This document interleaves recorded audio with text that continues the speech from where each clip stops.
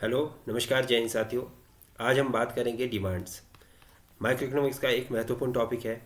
और जब भी हम माइक्रो इकोनॉमिक्स को पढ़ते हैं तो सबसे महत्वपूर्ण और सबसे आप एक बोल सकते हैं कि difficult topic demand and supply का रहता है, क्योंकि इसमें हम वेरियस टाइप्स ऑफ फंक्शन देखते हैं, जिसमें कि हम इलास्टिसिटी ऑफ डिमांड देखते हैं, प्राइस इलास्टिसिटी देखते हैं, क्रॉस इलास्टिसिटी देखते हैं, और इसके साथ साथ डिमांड जो वेरी करता है विद अदर गुड्स के साथ उसके रिलेशनशिप को देखते हैं। तो काफ़ी डिफ़िकल्ट सा टॉपिक हो जाता है, बट इससे ही आपकी फाउंडेशन भी बनती है माइक्रो इकोनॉमिक्स की। तो प्यारे बच्चों, लगातार जुड़े रहे, बने रहे हमारे साथ, यूजीसी नेट की तैयारी अच्छे से हो जाएगी। डिमांड्स की अगर बात कर रहे हैं, so it is a quantity of a commodity that consumer is willing and able to buy at a given price within a given period of time. अब इसको अगर आप थोड़ा सा लिटरल मीनिंग में देखें और इतना डिफ़िकल्ट मीनिंग ना बनाते हुए, इसको आप इस तरह से भी लिख सकते हैं कि एक जो कंज्यूमर होगा, इसमें क्या लिख सकते हैं, जो कंज्यूमर होता है, कंज्यूमर किसी वस्तु की मांग करता है, किसी वस्तु की क्या करता है, गुड्स की डिमांड करता है। और वो डिमांड तब उसकी डिमांड एक्चुअल डिमांड बनेगी जब उसके पास उसको पे करने की कैपेसिटी होगी। और जो वो पेइंग कैपेसिटी है वो एक सर्टेन पीरियड ऑफ टाइम में होनी चाहिए। कैसे होनी चाहिए? सर्टेन पीरियड ऑफ टाइम में होनी चाहिए। तो इसका मतलब क्या है कि कंज्यूमर्स की डिमांड तब डिमांड बनेगी जब उसके पास उसको पे करने की कैपेसिटी होगी, और वो पेइंग कैपेसिटी एक सर्टेन पीरियड ऑफ टाइम में क्या होना चाहिए, साथ में साथ इसमें गिवन रेट, जो गिवन प्राइस होगा, given price in the market, ये इसकी एक लिटरल डेफिनेशन है। तो आप क्या समझे, इसमें कंज्यूमर होगा, डिमांड ऑफ गुड्स होगी, गुड्स को पे करने की कैपेसिटी, ठीक है, at the given rate of market with in a fixed period of time, this is the demand. इसके बेसिक से डेफिनेशन कोई भी और नहीं हो सकती, इतना डिटेल्स में डेफिनेशन। और उसके बाद आता है डिमांड फंक्शन। डिमांड फंक्शन का मतलब है कि जो डिमांड है वो किन किन फैक्टर्स के ऊपर डिपेंड करती है, या कौन कौन से ऐसे फैक्टर्स है या कारक है जो मांग को प्रभावित करते हैं। अगर हम मोटे मोटे तौर से देखें, जो क्वांटिटी डिमांडेड है वो डिफरेंट फैक्टर्स के ऊपर डिपेंड करती है, जिसमें कि हमारे पास जैसे प्राइस ऑफ एक्स है, और प्राइस ऑफ रिलेटेड गुड्स है, इनकम है, टेस्ट एंड प्रेफरेंसेस है, और सीज़न एंड जो आपका क्लाइमेट है, ठीक है। तो इन सभी फैक्टर्स के ऊपर ये डिपेंड करता है। क्या क्या बोला मैंने यहाँ पे मैंने बोला आपका जो प्राइस ऑफ गुड्स है, प्राइस ऑफ गुड्स ये बोला मैंने। उसके बाद जो दूसरा पॉइंट बोला मैंने, that is price of related goods, ये भी महत्वपूर्ण है, रिलेटेड गुड्स का। तीसरा मैंने बोला आपको यहाँ पे इनकम। चौथा है हमारे पास taste and preferences, taste and preference, ठीक है। और लास्ट है आपका जो season and environment, season and environment, ये महत्वपूर्ण फैक्टर है। और लास्ट आप इसमें गवर्नमेंट पॉलिसीज़ भी लिख सकते हैं, ठीक है। गवर्नमेंट की पॉलिसीज़ चेंज हो जाए, decision of the government change हो जाए तो भी मांग के ऊपर काफ़ी प्रभाव पड़ता है। तो इस तरह से जो डिमांड है, डिमांड जो और प्राइस के बीच कैसा रिलेशनशिप है, इसको भी महत्वपूर्ण तौर से आपको समझ लेना चाहिए। सबसे पहले हम इसको प्राइस ऑफ गुड्स के साथ रिलेट करेंगे डिमांड को, ठीक है। पहला जो पॉइंट है हमारे पास यहाँ पे, जस्ट वेट, ये वाला, ठीक है, ये वाला पॉइंट, ठीक है। तो इसके साथ जो डिमांड है वो किस तरह से वेरी करती है, तो इसके साथ सीधे सीधे तौर से अगर हम यहाँ पे देखें, डिमांड जो प्राइस है, यदि किसी वस्तु का प्राइस लगातार बढ़ रहा है और उस प्राइस के बढ़ने से जो क्वांटिटी डिमांडेड है वो डिक्रीज़ करे, या प्राइस के घटने से किसी वस्तु की जो क्वांटिटी डिमांडेड है वो इंक्रीज़ करे, तो इसको हम क्या कहेंगे, इनवर्स रिलेशनशिप कहेंगे। ये कैसा रिलेशनशिप होगा आपका, this will be called as the inverse relationship. And ये जो इनवर्स रिलेशनशिप होता है ये सिर्फ और सिर्फ नॉर्मल गुड्स के केस में होता है। किस केस में होता है? नॉर्मल गुड के केस में होता है, ये याद रखना है आपने, राइट। तो इसी को हम लीनियर डिमांड कर्व भी कहते हैं। इसी को हम क्या कहते हैं, जो आपका लीनियर डिमांड कर्व बनता है, ठीक है। D D, right. इसके बाद अगर आप इसमें देखेंगे कि कुछ ऐसी वस्तुएं होती है हमारे पास जिसमें इनवर्स रिलेशनशिप ना हो के पॉजिटिव रिलेशन होता है, ठीक है, नेगेटिव रिलेशन ना हो के पॉजिटिव रिलेशन होता है। तो वो कौन सी वस्तु है? हमारी गिवन गुड्स है, ठीक है। इसमें क्या होता है कि जब वस्तु की मांग की जाती है, वस्तु की मांग का मतलब है यहाँ पे जो क्वांटिटी डिमांडेड है वो इंक्रीज करती है कब? जब इसकी प्राइस में वृद्धि होती है, यानी कि प्राइस इंक्रीज करता है। और क्वांटिटी डिमांडेड जो है वो डिक्रीज करती है जब प्राइस ऑफ गुड्स डिक्रीज करता है। तो ये कैसा रिलेशनशिप है? ये इसका पॉजिटिव रिलेशनशिप है क्वांटिटी डिमांडेड का प्राइस के साथ। तो ये कब होता है? जब केस किसका हो? वो गिवन गुड्स का केस हो, ठीक है। उसके बाद हम नेक्स्ट चलेंगे price of related goods. Price of related goods का मतलब क्या है कि जो हमने यहाँ पे ये फैक्टर्स देखे, ये वाला पहला फैक्टर हो गया। अब दूसरे फैक्टर को हम यहाँ पे डिस्कस करने वाले हैं, ठीक है, प्राइस ऑफ रिलेटेड गुड। इसी तरह से इन फैक्टर्स को हम वन बाय वन कंप्लीट करेंगे। प्राइस ऑफ रिलेटेड गुड्स की अगर हम बात करें तो इसमें आता है हमारे पास सबसे पहले सब्स्टिट्यूट गुड्स। सब्स्टिट्यूट गुड्स कौन सी होती है? जिसका हम एक वस्तु का दूसरी वस्तु के साथ प्रतिस्थापन करते हैं। इसको हम प्रतिस्थापन वस्तुएं भी कहते हैं। क्या कहते हैं इसको? प्रतिस्थापन, प्रतिस्थापन वस्तुएं, ठीक है। तो जो ये प्रतिस्थापित वस्तुएं है, सब्स्टिट्यूट गुड्स है, इसका सिंपल फंडा है कि यदि किसी एक वस्तु की कीमतों में लगातार वृद्धि होती है तो उस वस्तु की मांग घट जाती है और दूसरी वस्तु की मांग बढ़ जाती है, ठीक है।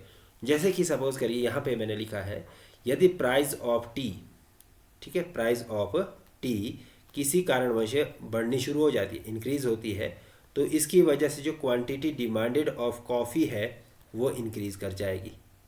वो क्या कर जाएगी? इंक्रीज कर जाएगी। कहने का तात्पर्य क्या है?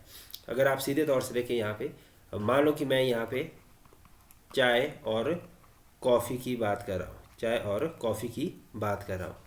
सपोज़ करिए कि पहले चाय 5 रुपये की मिलती थी और कॉफ़ी 10 रुपये की मिलती थी, तो लोग ज़्यादातर चाय की प्रेफरेंस रखते थे। लेकिन अब क्या हुआ कि चाय की जो कीमत है वो 8 रुपये होगी और कॉफ़ी अभी भी 10 रुपये की मिल रही है। तो ऐसी स्थिति में क्या होगा?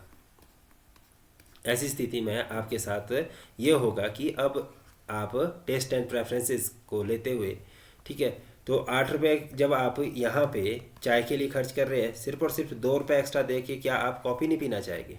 निश्चित तौर से आप कॉफ़ी पीना चाहेंगे। तो अब यहाँ पर कहने का तात्पर्य है कि प्राइस इंक्रीज इन टी, ठीक है, जब चाय का प्राइस या कीमत लगातार बढ़ रही है और इस वजह से जो डिमांड ऑफ कॉफ़ी है, जो सब्स्टिट्यूट गुड्स है, उसकी इंक्रीज़ कर रही है, ठीक है। तो इस तरह से हम इसको नॉर्मल गुड्स के केस में देख सकते हैं। सो यहाँ पे हम क्या कह सकते हैं कि जब एक आप देख सकते हैं सब्स्टिट्यूट गुड्स की बात होती है, तो सब्स्टिट्यूट गुड्स में इंक्रीज़ होने पर जो उसकी सब्स्टिट्यूट गुड्स है, रिलेटेड गुड्स है, उसके साथ जो दूसरी गुड्स है प्राइस, ठीक है, उसकी क्वांटिटी डिमांडेड सडनली इंक्रीज हो जाती है। यहाँ पे कॉफ़ी का डिमांड बढ़ जाएगा, राइट। उसके बाद नेक्स्ट चलेंगे इनकम इफेक्ट, आय का प्रभाव। अब देखिए आय का प्रभाव हमारे पास है यहाँ पे सीधे तौर से दिखता है। यदि क्वांटिटी डिमांडेड ऑफ एक्स, यानी कि किसी वस्तु की या एक्स वस्तु की अगर हम मांग बढ़ा रहे हैं या उसकी मांग में वृद्धि हो रही है, तो वो इसलिए हो रही है क्योंकि जो उपभोक्ता है, कंज्यूमर है, उसकी इनकम में भी वृद्धि हुई है, ठीक है। तो ये क्या है? नॉर्मल केस है, नॉर्मल गुड्स है। क्योंकि देखो मेरी इनकम में भी जब इंक्रीज होगा, ठीक है, मेरी आय बढ़ेगी, तो डेफिनेटली मैं भी अन्य वस्तुओं की मांग करूँगा। तो इस तरह से क्या है कि एक पॉजिटिव रिलेशनशिप दिखाता है। और अगर quantity demanded of x decrease कर रहा है तो इनकम भी डिक्रीज़ हो रही है, मतलब कि इनकम के डिक्रीज़ होने से क्वांटिटी डिमांडेड डिक्रीज़ हो रही है, ठीक है। तो ये है नॉर्मल गुड्स और डायरेक्ट रिलेशन। बट इसके विपरीत इनवर्स रिलेशन किस में होता है? इन्फीरियर गुड्स में। यानी कि यहाँ पर क्या होता है, जब इनकम इंक्रीज होती है तो आपकी quantity demanded of inferior goods decrease करती है। क्या होता है? इनकम के बढ़ने से आपकी जो इन्फीरियर गुड्स होगी उसकी डिमांड कम होगी, इसको हम इनवर्स रिलेशनशिप कहते हैं।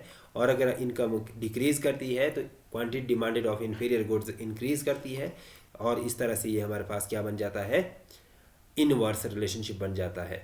ठीक है, और ये कौन सा रिलेशन है हमारे पास, डायरेक्ट रिलेशन है। अब इसमें सब्सटीट्यूट गुड्स में अगर आप देखेंगे तो quantity demanded of X is equal to A minus B P X plus B one P S. P S क्या है, प्राइस ऑफ सब्सटीट्यूट गुड्स।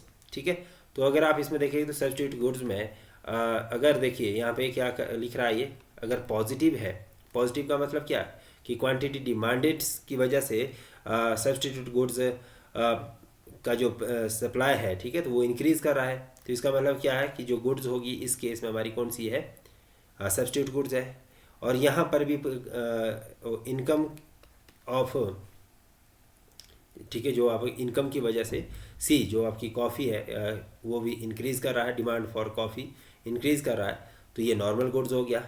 ठीक है, बट अगर यहाँ पे ये नेगेटिव रिलेशनशिप है तो इस तरह से इनकम की वजह से जो डिमांड है वो डिक्रीज़ कर रही है, तो इसका मतलब है ये इन्फीरियर गुड्स कहलाएगी आपकी। ठीक है, तो इसका ये जो डायग्राम बनेगा वो कुछ इस तरह से बनेगा, ये वाला। ठीक है, और यहाँ से ये वाला बन रहा है, ये क्या है, डी डी और डी डी, ये वाला जो डिमांड कर्व है, ठीक है, अपवर्ड स्लोपिंग डिमांड कर्व, वो कौन किस गुड्स का है, अपवर्ड डिमांड स्लोपिंग। जो ये वाला अपवर्ड डिमांड स्लोपिंग है ये नॉर्मल गुड्स का है, और ये जो डाउनवर्ड स्लोपिंग है, ठीक है, this is the demand for inferior goods. It is also called the angel curves effect. ठीक है, तो ये याद रखिएगा। ठीक है, इन्फीरियर गुड्स के केस में। उसके बाद आता है हमारे पास next, taste and preference effect, season and climate. Taste and preference का क्या होता है कि जब जैसे ये सर्टेन पीरियड के लिए होता है, टेस्ट जब चेंज हो जाएगा तो उसकी वजह से भी डिमांड कम हो जाएगी, और अगर टेस्ट किसी चीज़ का ज़्यादा प्रेफरेंस में आ गया तो उसकी डिमांड इंक्रीज़ करेगी। सीज़न और क्लाइमेट सिमिलर है कि भाई जैसे वुलन क्लोथ्स है या आइसक्रीम वगैरह है, आइसक्रीम की डिमांड सर्दियों में तो नहीं होगी, इसकी डिमांड कब होगी, जब आपके पास समर सीज़न होगा। ठीक है, तो ये हमारे पास है all the factor of the demand function के थे। इसके बाद अब हम चलेंगे law of demand. Law of demand क्या कहता है, लॉ ऑफ डिमांड का मतलब है कि जब अदर थिंग्स बीइंग इक्वल मानी जाती है, यानी कि जब अन्य वस्तुएं एक समान मानी जाती है, लेकिन प्राइस को हम जब क्वांटिटी के साथ रिलेट करते हैं तो उससे हमें लॉ ऑफ डिमांड का पता चलता है। मांग का नियम, मांग का नियम सिंपल है कि यदि किसी वस्तु की कीमतों में लगातार वृद्धि होती है तो उसकी मांग में कटौती होती है, और यदि किसी वस्तु की कीमत में कटौती होती है तो उसकी मांग में वृद्धि होती है। तो ये क्या आपस में ऑपोजिट रिलेशन है। Apart from the price every factors that effects the demand remains same. ठीक है, तो यहाँ पे क्या है, प्राइस ऑफ एक्स और क्वांटिटी ऑफ एक्स ये कैसे आपस में इनवर्सली रिलेटेड है, यानी कि जैसे जैसे यहाँ पे कीमतें बढ़ रही है वैसे वैसे इसकी जो डिमांड है वो कम हो रही है, तो इस तरह से है। और यदि कीमतें घटेगी तो इसकी डिमांड भी बढ़ेगी, तो ये इसका ऑपोजिट रिलेशनशिप है। राइट, तो ये इम्पॉर्टेंट है। उसके बाद यहाँ पर अगर हम एग्जांपल ले, quantity demanded of X is equal to 100 minus 2px। ठीक है, तो ऐसी स्थिति में यदि हम प्राइस को 0 मान लेते हैं, ठीक है, तो quantity demanded of X is equal to 100, और जो हमने इसको प्राइस ऑफ एक्स क्या माना, हमने 0 माना है, तो अगर 0 से मल्टीप्लाई करेंगे तो 2 0 हो जाएगा 0, और माइनस 100 से करेंगे तो हमारे पास quantity demanded of X at the price of 0 कितनी है, 100 है। यहाँ पे आप देखेंगे अगर इसकी जो प्राइस है वो 0 हो जाती है तो इसकी क्वांटिटी 1 कितनी है, 100% इसी को परचेज़ करेगा जो कंज्यूमर होगा, और इसी केस में अगर उसके प्राइस 1 हो जाता है तो जो क्वांटिटी डिमांडेड है वो भी कितनी हो जाती है, 1 हो जाती है। ठीक है, या 0 हो जाती है। ठीक है, इस तरह से आप ये Q0 इसको आप मेजर कर सकते हैं, और इसमें इसका मतलब क्या कि इसमें कम डिमांड किया गया। यहाँ पे 100 जो पैसा है पूरा का पूरा पैसा हमने Q1 पे लगाया 100%, तो ये 100% ये चीज़ें दिखा रहा है। बट अगर हम यदि QDX बिकम्स 0, ठीक है, तो इसका मतलब क्या है कि क्वांटिटी डिमांडेड ऑफ एक्स यदि 0 हो जाती है, ठीक है, जो ये एक्स है हमारे पास, क्वांटिटी डिमांडेड ऑफ एक्स है, ये ज़ीरो हो जाती है, तो ऐसी स्थिति में क्या होता है कि प्राइस हमारे पास यहाँ पे जो इक्वेशन दी थी 100 माइनस 2px, तो ऐसी स्थिति में 100 माइनस 2px को हम इस तरह से कैलकुलेट करेंगे। तो जो हमारे पास प्राइस होगा उस समय px है, प्राइस ऑफ x होगा, वो उस समय कितना होगा, 50 होगा। ठीक है, मतलब कि अगर हमने प्राइस निकालना है तो हम कैसे निकालेंगे, प्राइस को निकालने के लिए हम quantity demanded of x zero ले रहे हैं, तो ज़ीरो पे हमारे पास जो उसकी प्राइस होगी उस समय 50 हो जाएगी। ठीक है, ये सिंपल है ना। ठीक है, कि 100 माइनस 2px, px हमारा प्राइस ऑफ x है, तो जो इसको 100 माइनस 2px है, इसको हम जब यहाँ पे इक्वल्स करेंगे तो px हमारे पास क्या आ जाएगा, 100/2, 100 ये वाला है, 2 ये वाला आ जाएगा अपॉन में, और इसको डिवाइड करेंगे तो 50 आ जाएगा। उसके बाद आता है price of x is equal to 100 minus 2qx। ठीक है, ये अब हम प्राइस से रिलेट कर रहे हैं, तो इस तरह से इनवर्स डिमांड फंक्शन ये बनता है।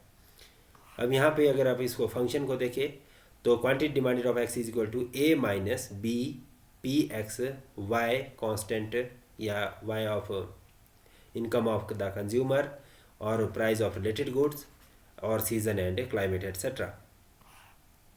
तो ऐसी स्थिति में क्या कहा गया है कि यहाँ पे इफ़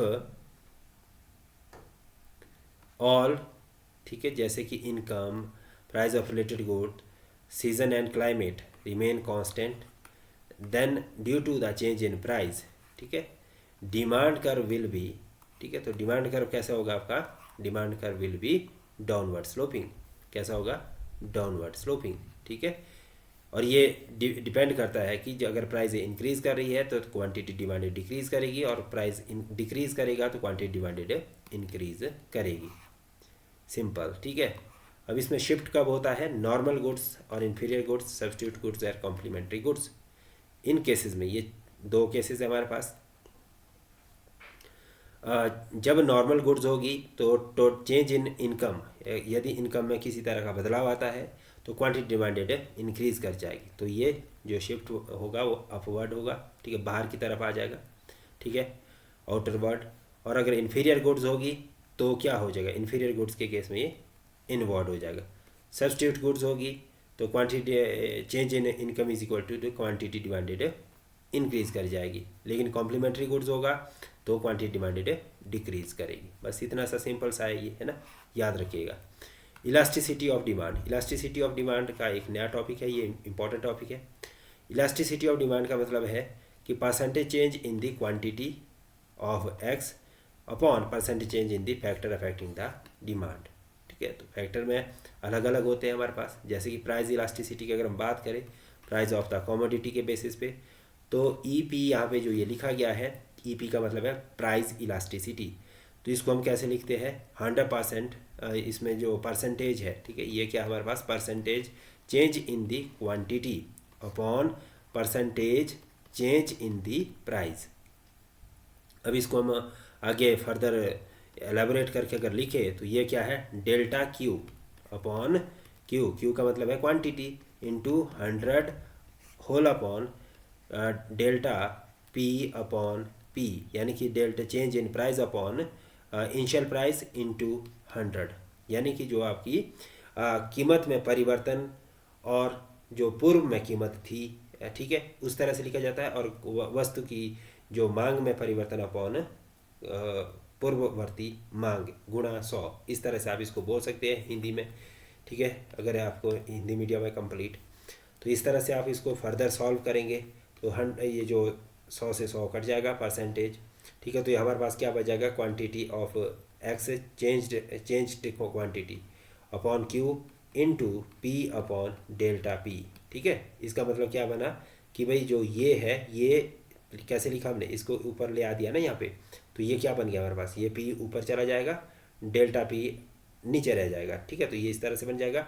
तो इस तरह से इलास्टिसिटी ऑफ प्राइस या प्राइस इलास्टिसिटी हमारे पास क्या आ जाएगी, delta Q upon delta P into P upon Q.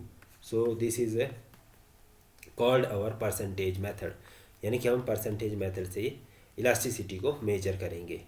So degree of price elasticity different degrees में, इसमें जो रहेगा पहला डिग्री है यूनिटरी इलास्टिसिटी, यानी कि यूनिटरी इलास्टिक कब होती है, ठीक है, प्राइस इलास्टिसिटी। तो आप इसको देख सकते हैं यहाँ पे, जब हमारे पास percentage change in quantity is equal to the percentage change in the price. कहने का तात्पर्य क्या है कि जितना हम प्राइस में बदलाव करेंगे उतना ही हमारा क्वांटिटी में भी बदलाव होगा। तो ये क्या हो जाएगा, इक्वल टू 1 हो जाएगा, यानी कि price elasticity is equal to the 1, ठीक है। और ये हमारा नॉर्मल गुड्स में होता है, नॉर्मल गुड्स के केस में होता है। उसके बाद दूसरा आता है मोर इलास्टिक और ग्रेटर इलास्टिक। मोर इलास्टिक का मतलब क्या, जब हम percentage change in the quantity demanded greater than percentage change in the price देखते हैं। इसका मतलब क्या बना, इसका मतलब सिंपल बना कि जब हम टोटल चेंज जो क्वांटिटी डिमांडेड में प्राइस के टोटल चेंज से ज़्यादा होता है तो उसको हम कहते हैं ग्रेटर देन 1, ठीक है। तो ये क्या है हमारे पास, ये है price elasticity is greater than 1। यहाँ पे देखेंगे आप, ये जो यहाँ पे हम वाई एक्सिस पे मेजर कर रहे हैं, ये हमारे पास प्राइस है, और एक्स एक्सिस पे हमारे पास क्या है, ये हमारे पास क्वांटिटी है। तो यहाँ पे प्राइस है, ये प्राइस है, इनिशियल प्राइस है, यहाँ पे इतना ये पहले डिमांड था, लेकिन यहाँ से जो प्राइस में बदलाव आया वो कितना आया, इतना। थोड़ा सा बदलाव आने की वजह से जो आपकी डिमांड है वो वेरी कर रही है इतने ज़्यादा, इसका डबल डिमांड में परिवर्तन आ रहा है। तो इसका मतलब क्या बना कि प्राइस में थोड़ा सा बदलाव क्वांटिटी डिमांड में बहुत ज़्यादा बदलाव लाता है। तो ये जो कर्व होगा ये कुछ फ्लैटर होगा, वो स्टीप था, ये फ्लैटर होगा। तो ये क्या कहलाएगा, the demand curve, because little change in the price lead to the greater change in the quantity demanded. इसके बाद आता है लेस इलास्टिक। लेस इलास्टिक का मतलब है जिसमें कीमत का उतना ज़्यादा प्रभाव ना पड़े, रिलेटिवली इन इलास्टिक, ठीक है। तो यहाँ पर quantity demanded change less than the change in price. कहने का तात्पर्य क्या है कि प्राइस कीमतें में बहुत ज़्यादा बदलाव आया, P0 से ये P1 तक आ गई गिर के, ठीक है, इतना डबल। इसमें अगर आप कीमत गिर रही है, लेकिन इसमें आप देखेंगे half of the quantity changes होता है। कितना होता है, half of the quantity changes होता है, ठीक है। तो ये कुछ ज़्यादा स्टीप जैसा आपको इस तरह से देखने को मिलेगा, खड़ा कर्व मिलेगा इसका डिमांड कर्व, ठीक है। इसके बाद आता है fourth, perfectly elastic. Perfectly elastic कब होता है, जब हमारे पास क्या है, little change in the price brings huge changes in the quantity demanded. तो अब आप देखेंगे ये हमारे पास क्या है, प्राइस है, ठीक है। प्राइस में अगर थोड़ा सा बदलाव आ जाएगा तो ये जो क्वांटिटी है तो इसके इनफाइनाइट चेंज देखने को मिलेगा आपको। तो इस तरह से कह सकते हैं कि जो प्राइस इलास्टिसिटी है परफेक्टली इलास्टिक में, वो क्या होता है कि इनफाइनाइट होती है, ठीक है। उसके बाद आता है perfectly in elastic. Perfectly in elastic का मतलब है कि कीमतों में चाहे कितना भी परिवर्तन आ जाए लेकिन उसकी डिमांड में कोई प्रभाव नहीं पड़ता, ठीक है। तो ये हमारी क्या कहलाएगी, perfectly inelastic demand curve कहलाएगा। सो इसके बाद हमारे पास है नेक्स्ट, यहाँ पे देखेंगे ये न्यूमेरिकल जो आपको करने हैं तो आप इसको कर लीजिएगा, बट इतनी ज़्यादा इसकी ज़रूरत रिक्वायरमेंट अभी फ़िलहाल नहीं है, ठीक है। बट एक एग्जांपल आप यहाँ पे ये वाला समझ सकते हैं। यदि हम प्राइस इलास्टिसिटी 5 लेते हैं, ठीक है, यदि हमारे पास प्राइस इलास्टिसिटी 5 दी गई है, तो producer want to increase sale by 20%, ये क्वेश्चन है, ठीक है। क्या है कि 20% उसको अपनी सेल इंक्रीज करनी है, by how much percentage of price should be reduced. तो ऐसी स्थिति में अगर वो अपनी सेल को इंक्रीज करना चाहता है तो उसे कितने परसेंट में अपना प्राइस ड्रॉप करना पड़ेगा। तो इसके लिए क्या करेंगे, हम प्राइस इलास्टिसिटी को हम मेजर करेंगे, percentage change in the quantity demanded of X upon percentage change in the price of X is equal to कितना है हमारे पास 5, ठीक है, क्योंकि हमें पता कि प्राइस इलास्टिसिटी हमारे पास जो ये है ये कितनी दी गई है, 5 दी गई है। इसके बाद हमारे पास percentage in quantity of X कितना है, 20% है, हमने यहाँ पे 20 लिख लिया। और उसके बाद परसेंटेज इन द प्राइस, ये हमारे पास यहाँ पे दिया नहीं है, तो इसलिए हमने इसको कैसे लिख लिया, सेम एज लिख लिया, ठीक है। अब इसको हम मेजर करेंगे तो 5, ठीक है, percent change in the price is equal to 20। तो इसमें इसको हम बाहर कर देंगे, percent change in the price is equal to 20/5 is equal to 4। तो उसको अपना जो प्राइस है वो कितना ड्रॉप करना पड़ेगा, 4% प्राइस को ड्रॉप करना पड़ेगा। तो ये आप प्राइस इलास्टिसिटी से जो आप एक नॉर्मल रेफरेंस निकाल सकते हैं, तो इस तरह से आप इसको कैलकुलेट कर सकते हैं। अभी तक हमने क्या पढ़ा, प्राइस इलास्टिसिटी पढ़ा। अब जो दूसरा जो पॉइंट है हमारे पास यहाँ पे, that is income elasticity. Income elasticity क्या होती है, ठीक है, ये हमारे पास क्या है, income elasticity. Income elasticity is equal to percentage change in the quantity upon the percentage change in the income is equal to total change of the quantity upon initial quantity into 100 upon, जैसे हमने ऊपर किया था similar ही है, delta y upon y into 100। ठीक है, तो 100 से 100 कट हो जाएगा, तो ये आपके पास ये लास्ट में फंक्शन बन के आ जाएगा क्या, delta q upon delta y into y upon q, right. उसके बाद आता है if income elasticity is positive, तो जो हमारे पास है गुड्स होगी वो कौन सी होगी, नॉर्मल गुड्स होगी। इफ़ क्या है, income elasticity is positive, the good we are consuming is normal goods. यदि किसी वस्तु की इनकम इलास्टिसिटी नेगेटिव है तो वो होगा आपका इन्फीरियर गुड्स केस। ये याद रखना, ये पेपर में कई बार पूछा गया है, इंपॉर्टेंट है ये दोनों, है ना, कि भाई इन्फीरियर गुड्स में इनकम इलास्टिसिटी कैसी होती है, नेगेटिव, नॉर्मल गुड्स में कैसी होती है, पॉजिटिव। उसके बाद आपका आ जाएगा एग्जाम्पल के तौर पे, यहाँ पे एक एग्जाम्पल लिया गया है, quantity demanded of X is equal to 100 minus 0.8 P X plus 0.2 Y C. ठीक है, तो इसमें लिखेंगे आप, इसमें पी एक्स हमारे पास क्या आ गया, प्राइस ऑफ एक्स कितना है हमारे पास गिवन दिया गया है 5, और वाई हमारे पास दिया गया है 200, चेंज इन दी इनकम। सो इस तरह से प्राइस इलास्टिसिटी कितनी आएगी और इनकम इलास्टिसिटी क्या होगी। तो इसमें अब देखा है कि भाई किस तरह की गुड्स है ये, तो अगर हम इसको मेजर करेंगे, ठीक है, तो ये कुछ इस तरह से हमारे पास कैलकुलेट होके आएगी, यानी कि प्राइस इलास्टिसिटी का जो फॉर्मूला है वो है delta Q upon delta P into P upon Q, यानी कि ये क्या है, change in quantity upon change in price.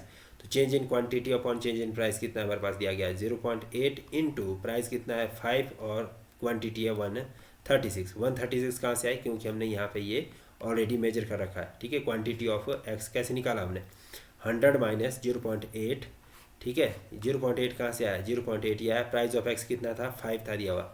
ठीक है, तो हमने यहाँ पे वैल्यू कितनी डाल दी, 5 डाल दी। ठीक है, प्लस 0.2, ठीक है, ये हमारे पास ऑलरेडी इक्वेशन में 0.2 दिया गया है। फिर उसके बाद वाई सी कितना दिया गया है, वाई सी हमारे पास दिया गया है 200, तो हमने वो यहाँ पे लिख लिया। अब आपने जब इसको मेजर किया तो 100 माइनस 8 पंजे 40, 40 का लग गया यहाँ पे 4, ठीक है, क्योंकि 0.8 इंटू 5 करेंगे तो ये 4 बनेगा, और इसी तरह से 200 को 0.2 से मल्टीप्लाई करेंगे तो ये कितना बनेगा 40। तो इस तरह से 140 माइनस 4 इज इक्वल टू 36। तो ये क्वांटिटी डिमांडेड हमारे पास जो है ये कितना है 136 है। तो इस तरह से ये आ जाएगा आपके पास price elasticity is equal to 4 upon, इससे जब मल्टीप्लाई करेंगे 136। ठीक है, कुछ इस तरह से आ जाएगा। उसके बाद लास्ट, ठीक है, हमारे पास है क्रॉस इलास्टिसिटी। इनकम इलास्टिसिटी पढ़ चुके हम, अब हमारे पास क्या आता है cross elasticity is equal to the percentage change in the quantity of X upon percentage change in the price of Y. ठीक है, तो ये हमारे पास है क्रॉस का मतलब क्या कि रिलेटेड गुड्स में बदलाव आने से जो इनिशियल क्वांटिटी है उसमें क्या बदलाव आता है। तो फॉर्मूला सिमिलर ही चलता है। ठीक है, quantity change in quantity of X upon quantity X into 100 upon percentage या delta P upon P Y upon price of Y into 100। तो ये कुछ इस तरह से ही लिखा जाएगा, यानी कि delta Q X upon delta P Y into P Y upon Q X. यहाँ याद रखने योग्य बात है कि यदि, ठीक है, क्या होता है cross elasticity is positive then X Y are substitute. यदि जो क्रॉस इलास्टिसिटी आपकी नेगेटिव होगी तो आपकी एक्स और वाई जो वस्तुएं हैं वो कॉम्प्लीमेंट्री गुड्स होगी। ठीक है, तो ये याद रखना कि कॉम्प्लीमेंट्री गुड्स में क्रॉस इलास्टिसिटी कैसी होगी, पॉजिटिव, और कॉम्प्लीमेंट्री गुड्स में आपकी जो क्रॉस इलास्टिसिटी होगी वो होगी नेगेटिव, सब्सटीट्यूट में होगी पॉजिटिव। ये याद रखना। पॉजिटिव में क्या, पॉजिटिव क्रॉस इलास्टिसिटी किस केस में होती है, सब्सटीट्यूट में। नेगेटिव क्रॉस इलास्टिसिटी आपकी कम्प्लीमेंट्री गुड्स में होगी। तो ये हमारे पास महत्वपूर्ण चीज़ें थी, ठीक है। और इसके बाद आता है एक पॉइंट मेथड। पॉइंट मेथड होता है इलास्टिसिटी को मेजर करने का। अब इसका मतलब क्या है कि जैसे यहाँ पे ये पॉइंट्स दिए गए हैं 0, 2, 1, 3, 4, तो यहाँ से ऊपर ये कैसे होगा और यहाँ से नीचे कितना होगा।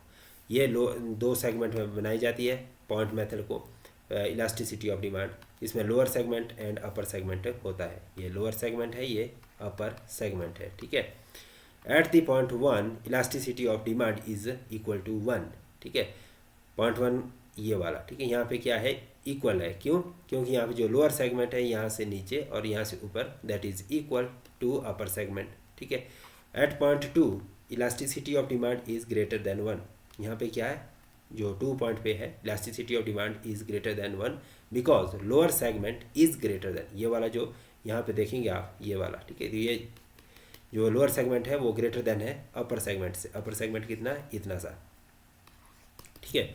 इसी तरह से आपके एट पॉइंट 3, ठीक है, जो आपका ये वाला पॉइंट है, at point 0 the elasticity of demand is infinite, ठीक है। ये कैसी है हमारे पास, यहाँ पे 0 पॉइंट कौन सा हमारे पास, ये देखिए आप, ठीक है। 0 पॉइंट ये वाला हमारे पास है, 0 पॉइंट है ये वाला, ठीक है। तो यहाँ पे आपके जो इलास्टिसिटी ऑफ डिमांड है दैट इज़ इनफाइनाइट यहाँ पे, क्योंकि कंप्लीट जो डिमांड की जा रही है वो एक ही वस्तु की जा रही है। एट पॉइंट 3 जो हमारा 3 पॉइंट है, 3 वाला पॉइंट, ये वाला पॉइंट, ठीक है। तो यहाँ पर क्या है कि elasticity of demand is less than 1 because at this point, ठीक है, जो अपर सेगमेंट है that is greater than that of the lower segment. और elasticity of demand ED at, ठीक है, 4 पॉइंट पे हमारी क्या होगी, 0 हो जाएगी, ठीक है। तो ये याद रखिएगा आप, ठीक है। और उसके बाद अगर आप देखेंगे यहाँ पे इसको, तो एक एग्जांपल के साथ प्राइस इलास्टिसिटी, ठीक है। तो that is at point P which demand is more elastic, ठीक है। ये एग्जांपल है कि भाई यहाँ पे ये 2 डिमांड कर्व हमारे पास दिए हैं, इसमें से बताना कि कौन सा जो कर्व है वो मोर इलास्टिक है। तो इसके लिए आपको ज़्यादा कुछ नहीं सोचना।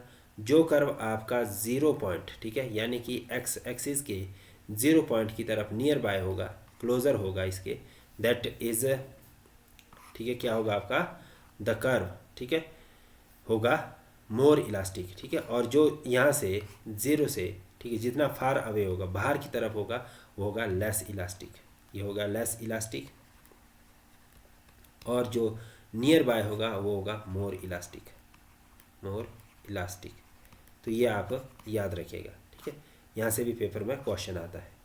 तो प्यारे बच्चों, आज के इस लेक्चर में हमने डिमांड को पूरी तरह से समझ लिया है। अब कल के लेक्चर में हम सप्लाई को समझेंगे। Thank you to watch this video.